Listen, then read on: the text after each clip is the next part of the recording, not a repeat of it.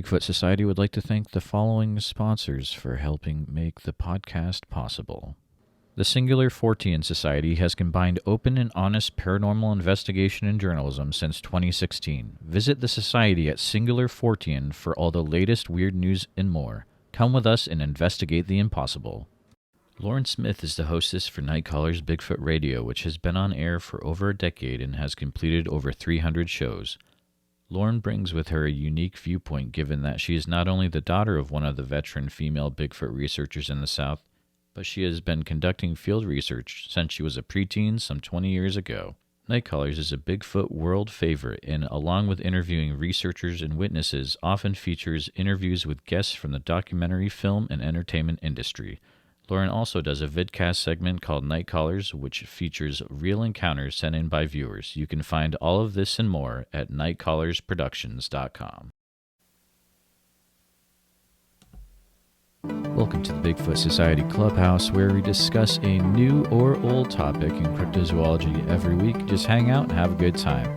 I do need to let you know that by hanging out with us on stage and talking in the discussion, you are giving consent to being recorded, which will be used in a future Bigfoot Society podcast, YouTube video, could be anything that you could imagine coming down the pipeline. If you're not comfortable with that, please go ahead and move on down to the audience. Sit back, relax, have a good time. Again, thanks to all for hanging out, and let's just have a good time. All right. Well, thanks for hanging out with us tonight in the Bigfoot Society Clubhouse. We will be talking about the scariest cryptids ever. And of course, this is a bit subjective, but hopefully you'll be finding out about maybe not what we think is scary, but what some other people think is scary.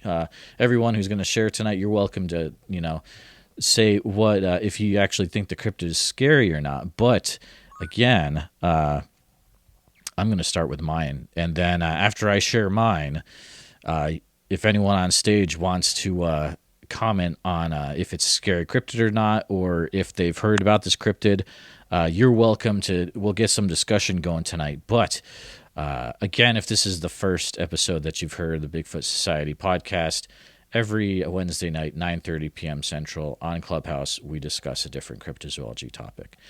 My scary cryptid, and I just started looking into this guy about a week or two ago when I was doing an interview with Mr. Jody Cook, who is head of the North American Dogman Project, and it's about the Dogman. And oh my goodness, this Dogman dude is, here's the thing. Werewolves are scary, but there's something about this Dogman dude. It's like it's a canine cryptid all the time, super muscular, bipedal, super claws, super teeth, and he's always having a bad day. Here's what a description I found reads. So, said to be a vicious half-man, half-wolf creature, standing over 7 feet tall, bulging with muscles, and inch-long claws and eyes, which glow a fiery red. And specifically, there's a specific Dogman. The beast of the land between the lakes is one bad cryptid. I'll kind of, the next description, I will kind of not get into super detail, because if you want to read up on this guy, you can, but it does get a little graphic. There's been sightings, stories where there's been people in camper vans in this park area, because land between the lakes in Kentucky, and these people have found pretty much attacked, and it gets worse. But pretty much, if you're gonna pick a cryptid to go up against, don't pick the Dogman, because he's one bad dude. Panel, have you heard of this Dogman cryptid before? What are your thoughts on this? Yeah, I've actually I've been really digging deep into that one. I actually spoke with someone today who had an encounter back in 1981, which started off seemingly as an attack, but thankfully nobody was hurt. But I've also spoken with people that don't have so violent encounters. I don't know what exactly provokes these things, but I've heard a number of things. I'm kind of new to the dogman research, but the land between the lakes story has kind of been my recent rabbit hole. So it is scary. That is fascinating. And is that for your podcast that you're doing that? Did you say or? Well, I mean, I just kind of do this, like that's what I Yeah, do. true, But true. yeah, I mean, he will be coming up on the podcast later this month because we're having a whole monster month in May, and All right. he will be one of the guests. But we kind of did like a pre-show, and he told me about it, and it's a very horrifying story. I can't wait for him to share it with everyone. And for So. the listeners tonight, whenever, so the first time you're on the panel and you've spoken, do you mind doing an intro for yourself, just so the people can follow along at home and then look you up later? Oh yeah, I'll go ahead and do that. Yeah. My name is Ashley. I have a podcast called On Wednesdays We Talk Weird. It comes out every Wednesday. I'm also a full-time Floridian investigator. So Fantastic. Any other Dogman thoughts here, guys? Yeah, totally. So I'm Aleks Petakov, filmmaker, cryptozoology researcher. Check out my YouTube channel, Sasquatch Out of the Shadows. Do a bunch of stuff with small town monsters too. Just some thoughts. Dogman is such a weird topic because you get into the classic werewolf stories. Obviously, you got the Beast of Gévaudan, one of the most famous kind of werewolf stories out of France, and then you have a lot of the folklore actually in Quebec, in the French speaking part of Canada. They have werewolf stories, and I feel like that may have come over from the old world to the new world. And then you have the Rougarou in Louisiana, which these Acadian people, the Cajuns, are the descendants of the Acadians, and they have the Rougarou stories, and that's one of the cryptids we got to kind of look for this past October when we were down there in Louisiana, the Chasing Legends. And I know it's not really the typical dog man. It's more of like a swamp werewolf, but the way it was described, I mean, seemed much more spiritual to me than physical. And what really creeped me out was how it was like a manifestation. If you became the Rougarou, it was like this torment. It was a torture, and you had to be the Rougarou as long as you possibly could until you kind of cleanse yourself of your sins. And the folks around you would actually be, you know, if they knew you were the Rougarou and they told somebody, they might be cursed to become one as well. So it was almost like much more spiritual. It just seemed kind of creepy to me. But when it comes to the other Dogman stuff, I mean, it really makes you wonder. I've heard of a couple stories here in the New England area, including one guy. He thought it was a Bigfoot, but he described it as having a very canine-like face. So I don't know. He wasn't sure if it was a Bigfoot or a Dogman. But he's one of the eyewitnesses I've met up in the White Mountains. He said it looked like it was scratching its back on a telephone pole. That it had this awful, creepy looking charcoal black skin and reddish fur, really scary. And then when you talk about stuff like the Beast of Bray Road, having talked to Seth, they did obviously a film about that a number of years ago, and like the possible occult kind of connections with the people living in the town and rituals and conjuring demons. I mean, just a lot of really creepy stuff. I don't think Dogman is, straight flesh and blood in a lot of the stories, whether it's the werewolf stuff or otherwise. It just seems super disturbing, and a lot of the stuff that goes on around is very negative and has like very negative energy. So I don't know. That's just kind of I kind of tend to avoid it. An 8 foot tall hairy primate in the woods like Bigfoot's a little more comforting to me, even though that's terrifying in itself. But Dogman, no, thank you. Yeah, exactly. Yeah. Oh man, we could go on forever about the Dogman, I think, but uh, we've got other scary cryptids to talk about. I'm gonna pick someone. Actually, Ashley, do you mind going next?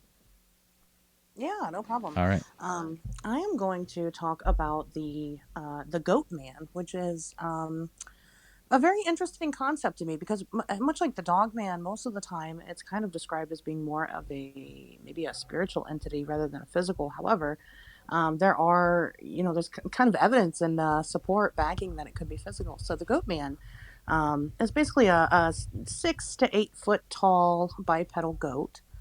It's kind of dated back, back when, some people say that it could be like Pan or like the satyrs.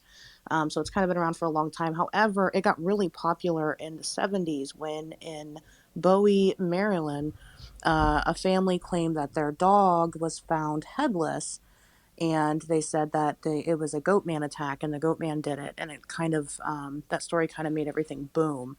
Allegedly they found that dog's skull 14 years later. I don't think they found anything new, but legends of the goat man are kind of all around, mostly around Northern America, but it's primarily in Maryland, and I know there's a story of it in Fort Worth, Texas, but most people know it as the Poplik monster in Louisville, Kentucky. And this one has actually been attributed to actual deaths. Now, in Poplik, there is a trestle, a train trestle there, and they say that the goat man lives underneath or around the train trestle. And he lures people either onto the train tracks there, and they get hit by trains, or he lures people to jump off of the trestle bridge. But there have been at least three. I know there's been more, but at least three that have been directly related to maybe young kids going and searching for the goat man. So it is interesting. Now, I think back in, I want to say it was 2016, maybe not. I should have researched that a little bit better. But very recently, there were alleged pictures of a goat man taken, where people say that the rumor has it that it took and carried off a child, or maybe it was a small animal. But they say that you can see it in the photos, and I'll share the photos with Jeremiah, and you can do with them what you wish. But the photos are really strange because it looks exactly like you would assume somebody in like this goat man type costume. Like that's what it looks like. It looks fake.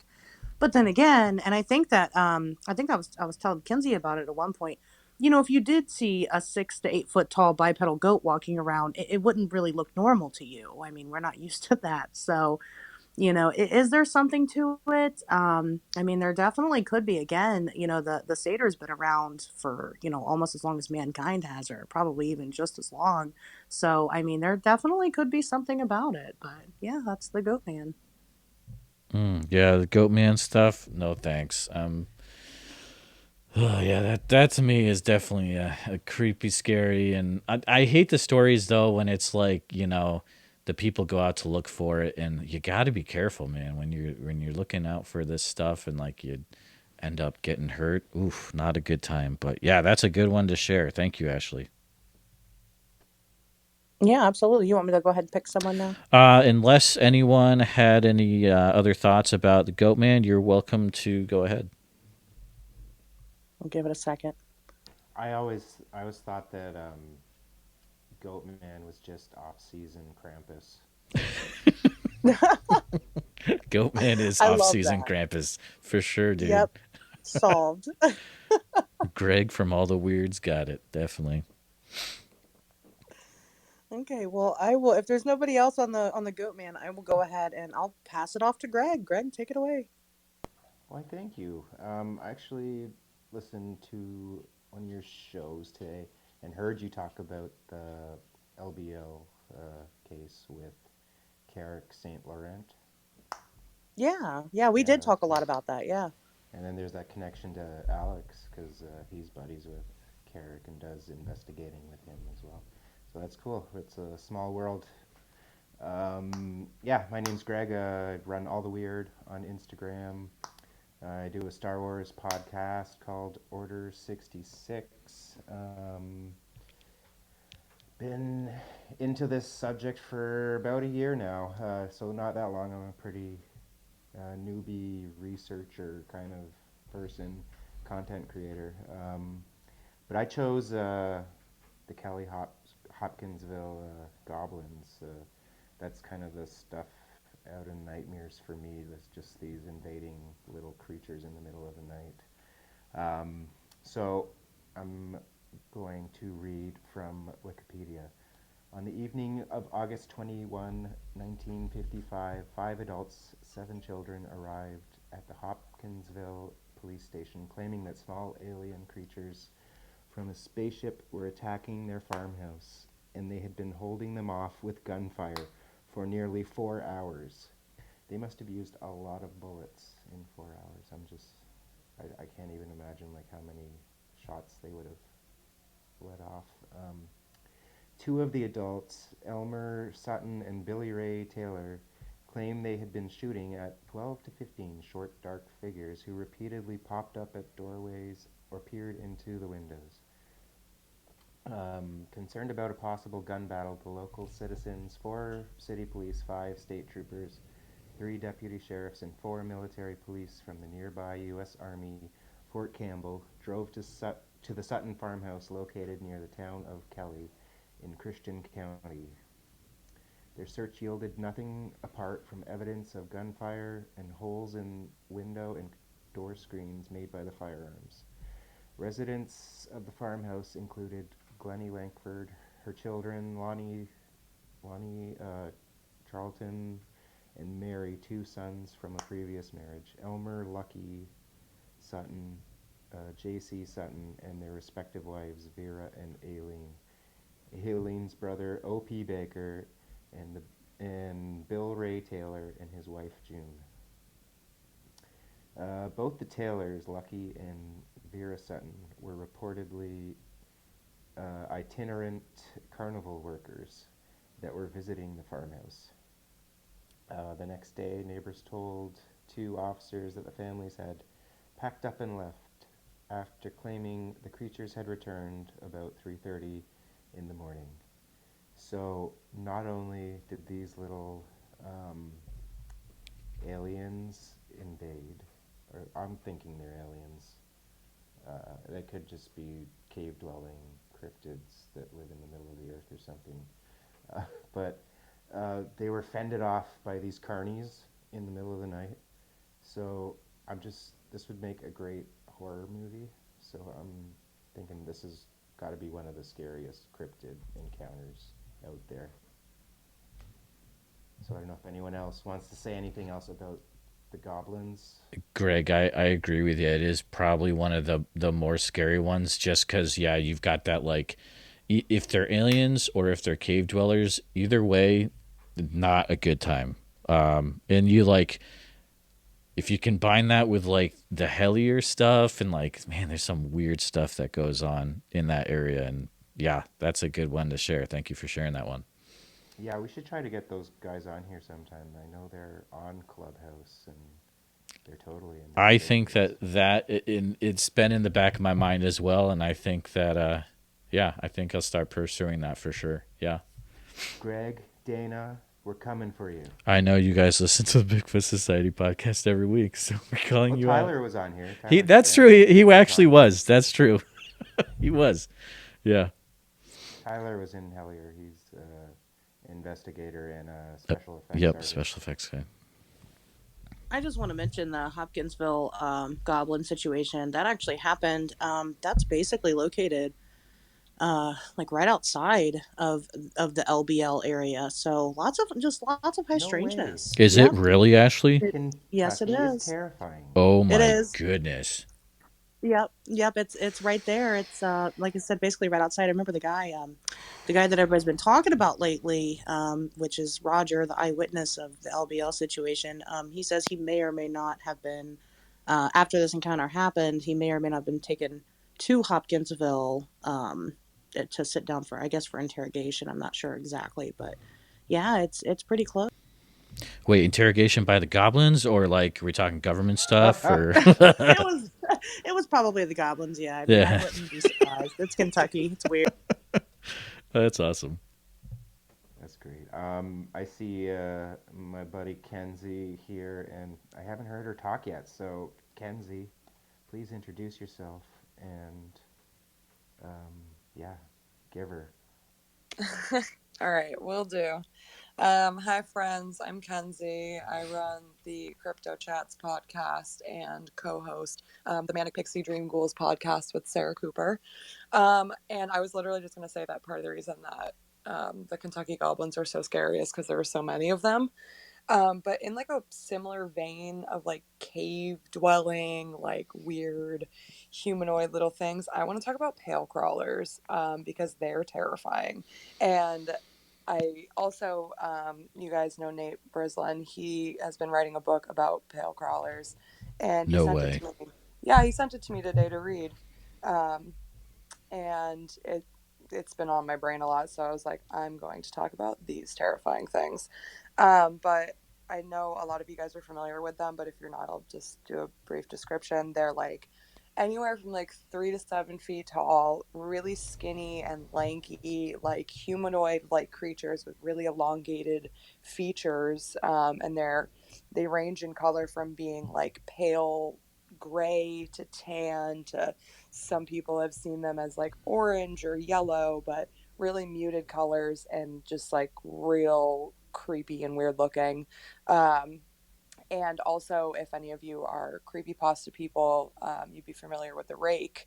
And the rake was definitely inspired by pale crawlers. The first mention of the rake on creepypasta was in 2005, and then it gained a little more popularity in 2008. But as far as I can find, one of the earliest, oh, there's Nate now, one of the earliest pale crawler sightings that I have found is in 1991. So basically, real scary. To my knowledge, I haven't found anyone like attacked by them, but I kind of like think that they play a role in like the missing 411, or at least like some of the disappearances of people in the woods, like specifically children, because they're just like so weird and creepy. And like one of the things that I've learned in researching them is that they have been known to like mimic human sounds, which is terrifying. So if you're ever out in the woods and you hear someone say hello to you, but there's nobody there, maybe run away.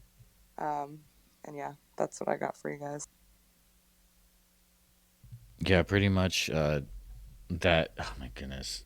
It's like, oh yeah, because Small Town Monsters and their like video expose series, they actually did one of those videos, and but man, like that, if that creature is fake or real, at the end of the day, it's creepy as all get out, and I don't want to see him, and I really don't want to think that I hope they are not associated with the missing 411 stuff, because that puts a whole creepy spin on those stories that I do not want to be a thing. Like that's crazy to Yeah, think right. about. Yeah. I think like even if they're not like the main reason that missing 411 is happening, I'm sure like, being a creature that lives in the woods and like generally just is scaring people, I feel like it has to have some hand in like, those weird instances in the woods anyway. For sure, for sure. Anyone else have any thoughts on the pale crawlers or the rake? Again, I'll kind of do a little reset of the room as we are going through here. We're doing a chat on our favorite scary cryptids here, and if you're in the audience and you have something to share about what you feel would make a good scary cryptid or one you're thinking of, you can go ahead and tap the hand icon in the lower right hand corner and raise your hand. We'll bring you up on stage. Or you can just hang out. That is cool too. But yeah, Kenzie, who would you like to speak next? I was just I gonna. think Oh, the only sorry, one that's Greg. left is Tate. I was gonna. Sorry, Kenzie. I was gonna make a comment about the pale crawlers. Jeff from Strangeology just did a pretty good episode about the pale crawlers.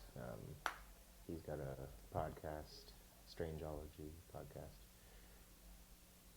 That's it. Sorry. Super good call out. Thank you, Greg. Yeah, I was listening to that today while I was like working on jewelry pieces. It's a really good one. All right, But Kenzie. also, I think the only person left to go is Tate. Well, Oh, I still got to go too. yeah, If Tate Alex. Oh, wants to go sorry. Yep. last, You Oh, got I can two, go. and Tate's last, of Tate course. usually So likes to go last, so Yeah. Aleks, you go. Yeah, no worries. By the way, Nate, I gotta message you. If I forget, just send me a message. So I'm gonna pick a little bit of a, I don't know. I think it fits into cryptozoology. there's this massive crocodile. It's a Nile crocodile, which happened to be, some of the largest crocodile species in the world. It's in in a Central African country called Burundi. There's this one particular crocodile called Gustav, has been called that way by the locals, and there's been some books written on it, and there was a film, kind of a dramatized film about it. Really interesting because Gustav is possibly one of the largest living crocodiles on the planet, and he's rumored to have killed and eaten almost 200 human beings. So crocodiles, as opposed to alligators, have will hunt humans. Alligators are generally pretty passive, but crocodiles are a lot more aggressive and eat pretty much anything that is living. So humans are very much on the menu.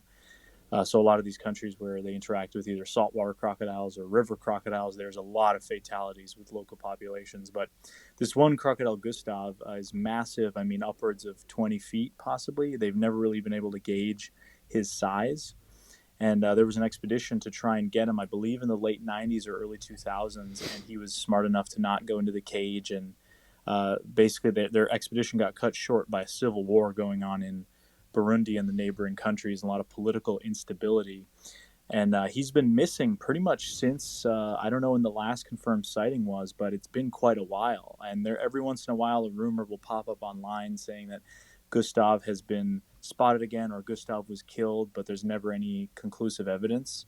And what's interesting about crocodiles is, and they can just keep growing. There's really nothing to stop them from growing. I mean, they just pretty much grow old, and they pretty much grow until they die of old age, unless they're killed by a predator or something. So when they get to that size, I mean, they're like the top dog by far. So it's totally wild to think that one of the largest living creatures, one of the largest living reptiles in the world is still just not known where it is, because there's just so much space out there, and people can't really get into a lot of these places. They're not safe, in terms of going to research because of, as I mentioned, political violence and all kinds of stuff. So Gustav the crocodile, look it up. Really interesting story, and there's some pretty cool movies about it. I think the one is called Primeval or something like that. But yeah, so Gustav the crocodile.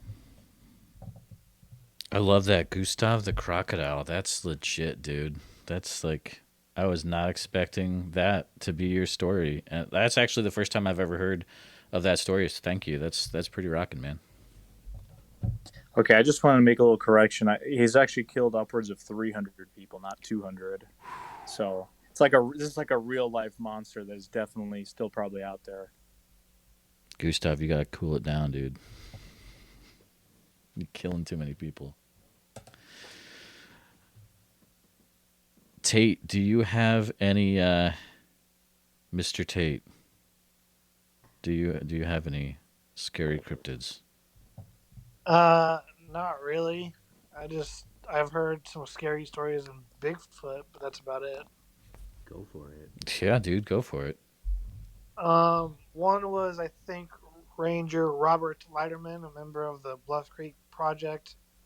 In Bart Catino, also a member of the Bluff Creek Project, and he's been on Finding Bigfoot. And he's good. He's like best friends with Bobo. I believe it was with Robert. Anyway, they did a recreation, or they did an investigation on the Finding Bigfoot show about it. This was in the Redwoods, up kind of on the coast. I want to say not maybe an hour or so from Eureka, California. They call it Bart has a video of it. I think it's on YouTube, but it's kind of weird quality. It's the tree destruction video. They were in there and they were making calls, and no, maybe it was Bobo and Bart. I get confused a little bit, but I know it was pretty scary to hear the audio, and they're out there, trying to elicit responses, and they said something was playing with a tarp and shaking it around, and then it pushed a tree over probably a few hundred yards in front of them. So I'm thinking that's pretty scary. And then my very first time running into Bobo at Louse Camp, he was telling me stories that he's heard when like Bigfoot has like, I think some kids were playing in a river, and one came running out of the forest and basically kidnapped this kid and ended up killing him, and they found him later. And then another story, one like pretty much kidnapped a kid and set him down unscathed. So I mean, it's pretty intense stories to hear when you're camping out there. It's another thing to hear them when you're sitting in your bedroom or living room, but that's all I really had. Yeah, Dude, that's some wild stuff. there's a lot of indigenous lore saying how the hairy man would take children, and so and they seem to be curious about children too, from all accounts I've heard.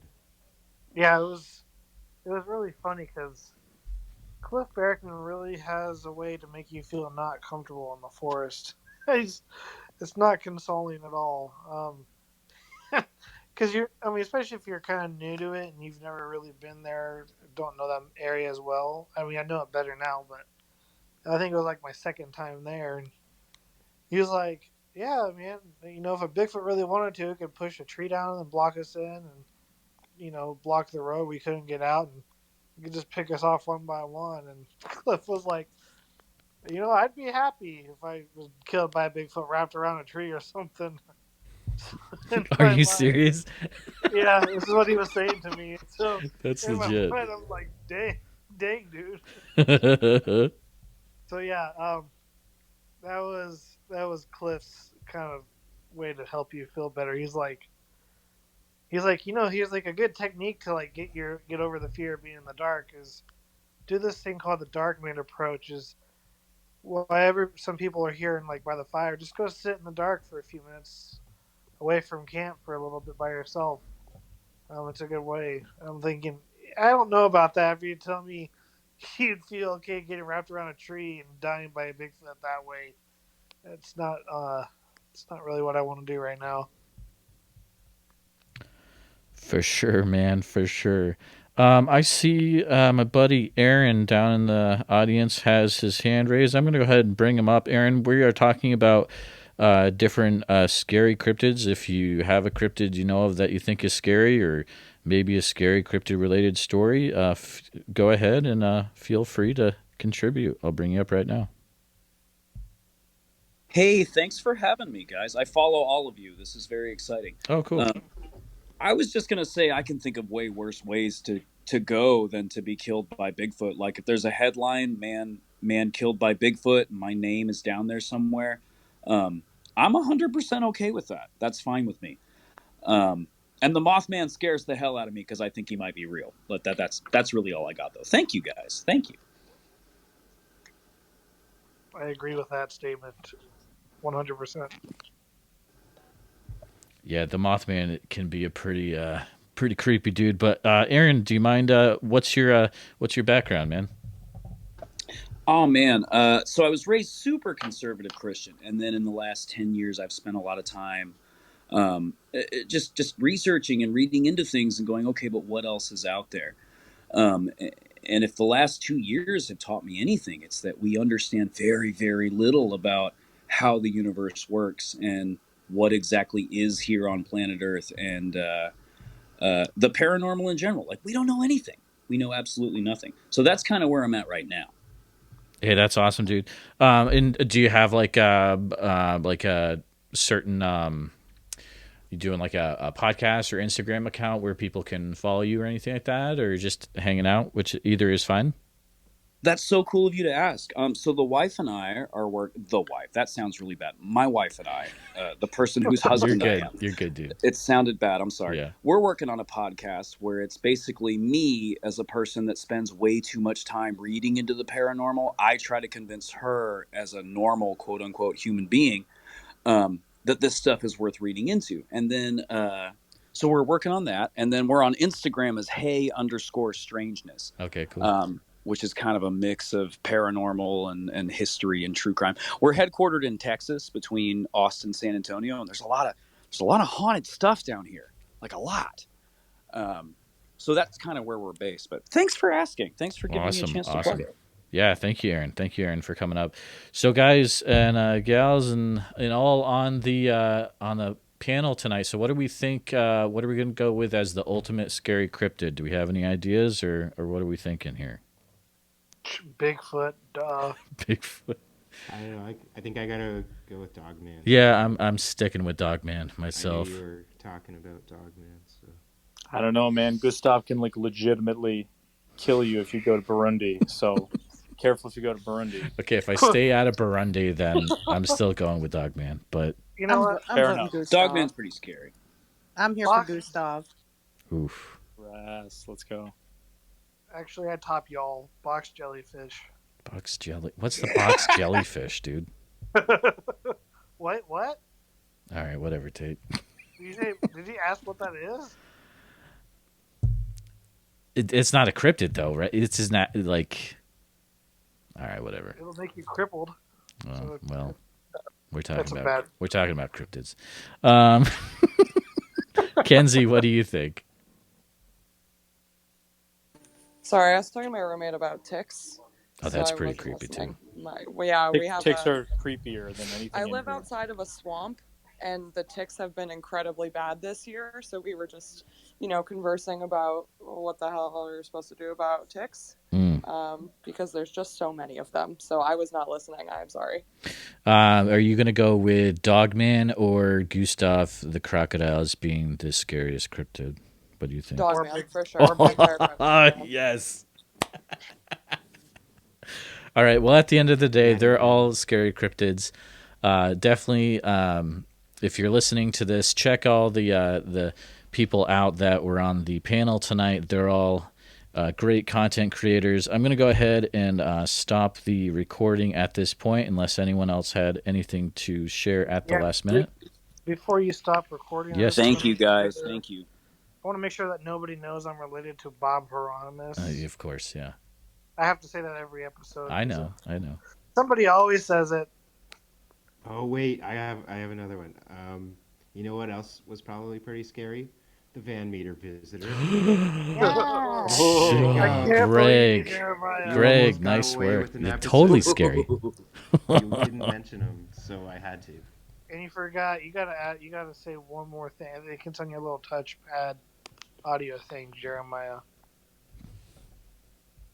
Chicken taquitos. There we go. Oh, I love how you just have that on like standby. It's like one of those easy buttons. Yeah, it's one of my sound pads. Is Tate saying that? I feel honored. All right. Well, I'm going to go ahead and stop recording at this point. But thanks for listening, all, and always you can DM one of us in order to get on Clubhouse, and Android should be coming soon. Have a good night, guys.